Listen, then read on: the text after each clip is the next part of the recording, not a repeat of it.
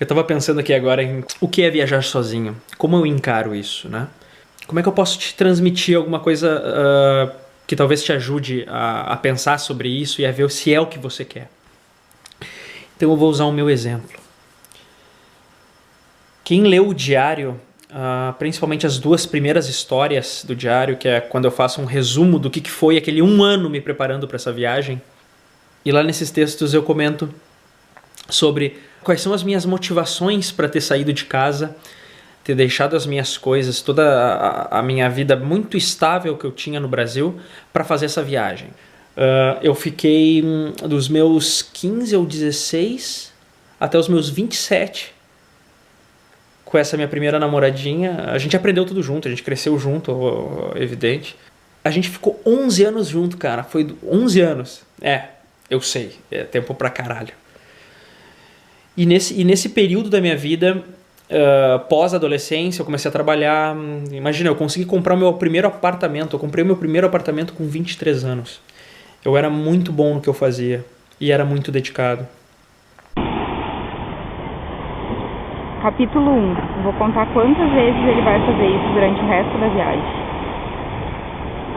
Eu era gerente de projetos de uma companhia de internet no Brasil e trabalhava e depois trabalhei como executivo de uma das filiais da Rede Globo no sul do Brasil. Era uma coisa que eu gostava de fazer? Era, mas eu não estava feliz. Eu não estava feliz. E aí eu pensei assim, cara, nossa, até onde isso vai dar? Nós nos separamos e aí eu me vi pela primeira vez na minha vida sozinho, completamente sozinho. Eu fiquei assim, porra, cara, e agora? O que eu faço? Eu me olhava no espelho e falava assim, cara, eu não sou nada interessante, porque eu não tenho nada para contar. Eu estava totalmente descuidado comigo. O meu único refúgio era o meu apartamento. Cara, eu chorei muito, mas pensa em alguém assim, ó, chorando que nem criança. Claro que eu não deixava ninguém ver. Só que era muito curioso, porque mesmo que eu estivesse sofrendo muito, eu tinha vergonha de me ver sofrer. Então naquela uma semana que eu fiquei refletindo sobre o fim do meu primeiro relacionamento de 11 anos, eu vi que se eu não fizesse algo por mim, ninguém ia fazer, cara. Porque não existe mágica. Eu só vou fazer aquilo que me fizer bem, mas bem de verdade. Era muito engraçado, eu tudo gordinho, eu vou correr. Eu fui correndo, né? Eu acho que deu uns 3 meses depois, eu conheci uma menina na academia e a gente transou. E aí eu fiquei assim, uau, caraca, meu, uma outra menina se interessou por mim. É possível isso? Legal, porra, legal. E eu fiquei super feliz, sabe? Aquilo me fez muito bem. O meu ego estava totalmente destruído. Eu comecei ali, pera aí, tem alguma coisa ali ainda guardada, que tá intacta, né? Eu comecei a ficar bem, de novo. Porque eu sentia, e eu estava convicto disso, do que nesses 6 primeiros meses da mudança da minha vida, estavam sendo extremamente importantes. E eu lembro que eu falei pra minha mãe, mãe, eu não consigo ter vontade de estar com ninguém. Ela disse pra mim, cara, tu nunca ficou sozinho na tua vida. Aproveita esse momento que tu tá vivendo. E na hora ela falou, eu falei assim, é óbvio que eu já tinha pensado nisso. Mas o jeito que ela falou, como ela falou e no contexto com que ela falou, aquilo passou a fazer um pouco mais de sentido pra mim. Eu falei, porra, cara, talvez, né? Eu tava lá com meus 27, tava quase fazendo 28. E eu pensei, pô, é verdade, cara. Eu comecei a pensar sobre isso. Passou alguns meses. E aí eu fiquei encantado quando eu conheci uma menina que assim, ó... Sabe quando que você olha pra uma pessoa e você fala assim... ai, é ela, é ele, sabe? Então, cara, aconteceu isso. E aí foi muito bonito. Eu conto também nessas 2 primeiras histórias do diário, eu conto esse processo. E aí, gatinha? Tudo bom?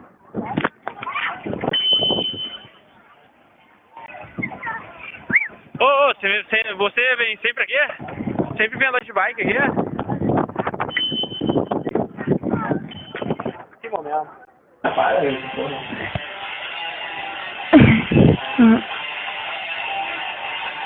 The Trooper! Ai! Tá bom. tomando banho sol.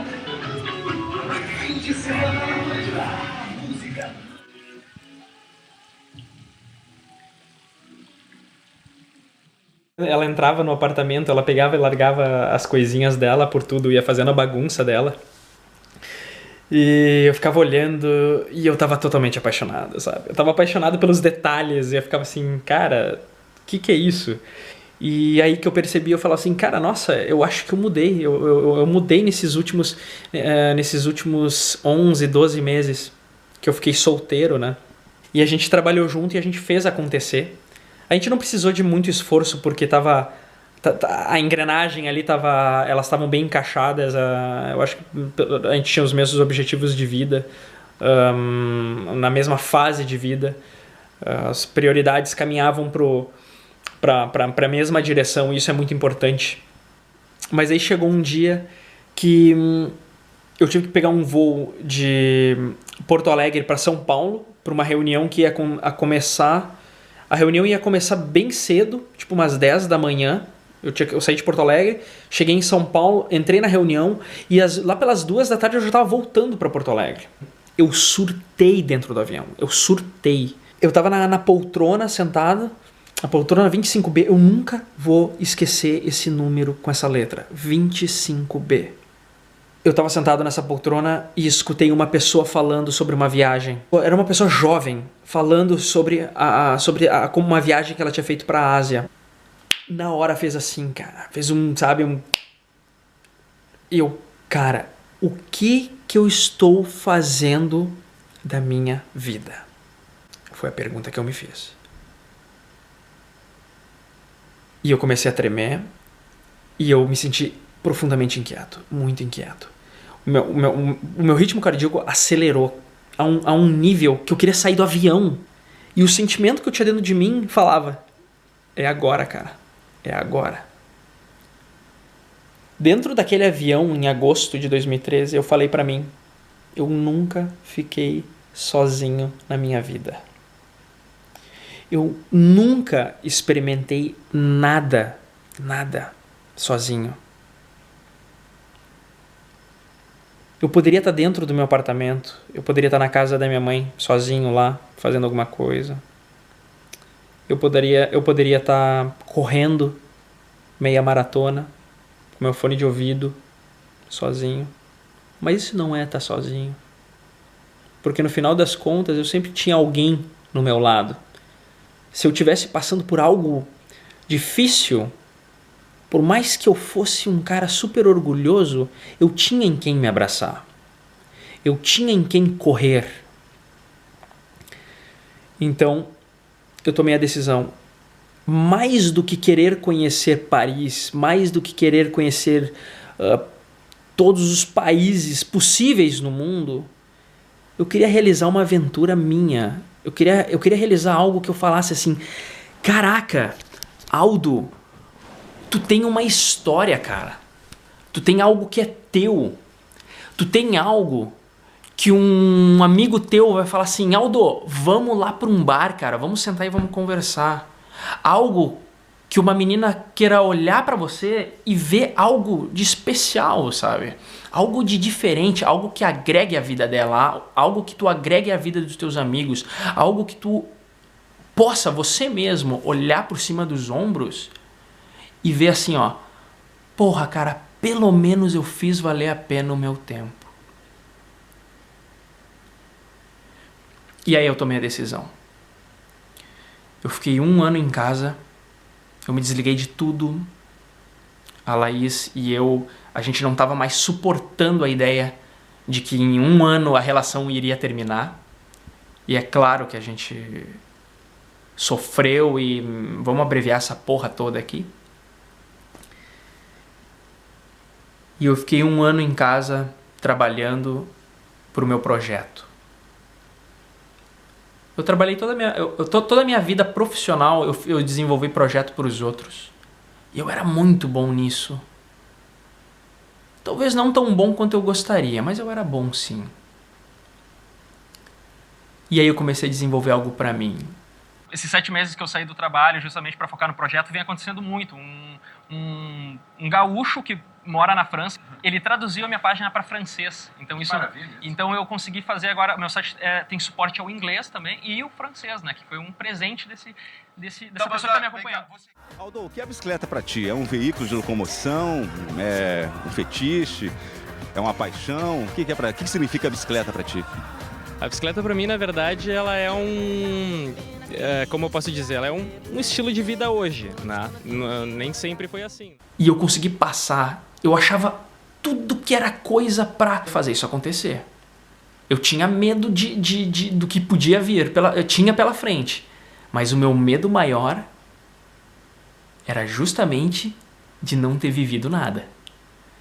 Porque, querendo ou não, você só tem uma história quando você constrói a tua própria história.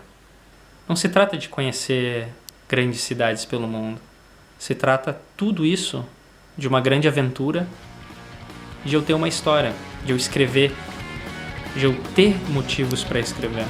E se o dia tá bonito assim, mete um rock pra nós, meu velho. Me dê motivos pra sonhar, ou deixe-me só pra pensar como seria bom se fôssemos livres de ver. Vai tomar no cu? Muito bom! Aperta aí no like.